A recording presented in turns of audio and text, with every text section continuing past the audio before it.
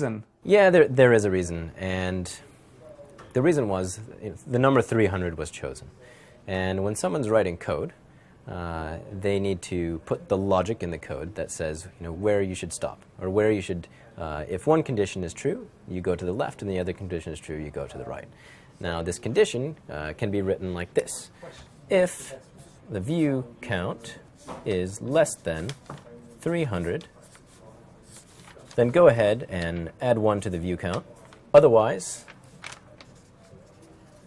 go to x, where x is our much more complicated view count pipeline. However, what actually got written was not this, but if view count is less than or equal to 300, then increment the view count. So what this means is, if the view count is at 300, it says, is the view count less than or equal to 300?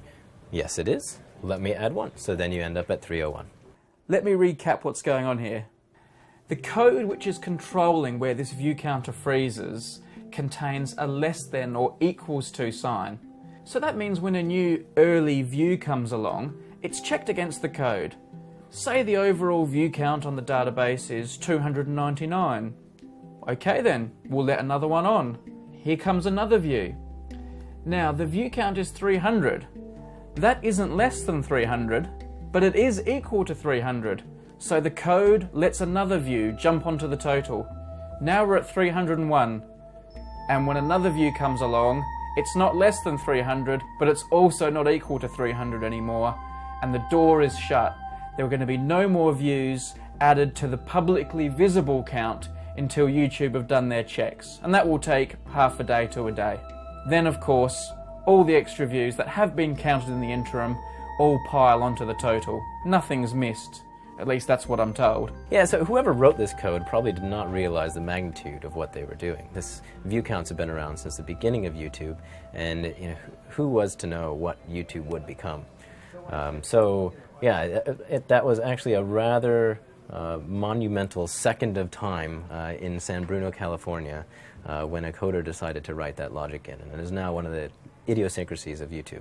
Now I can hear some of you screaming at your computer screens. The view count doesn't stop at 301.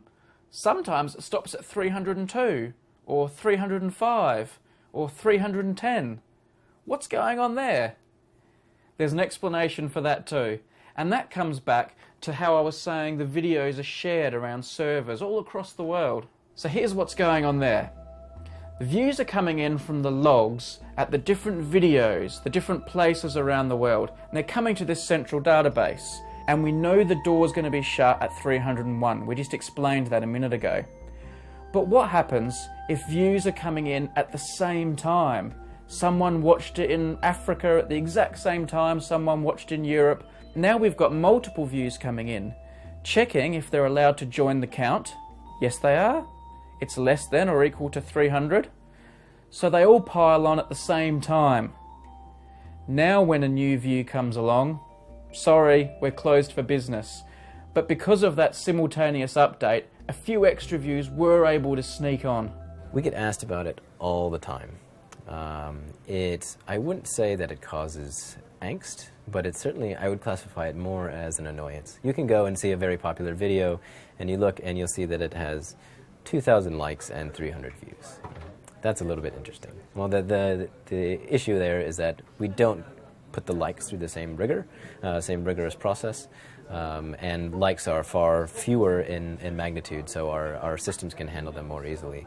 But the views do freeze, and it can result in some awkward situations, but that actually results in terrific videos like this.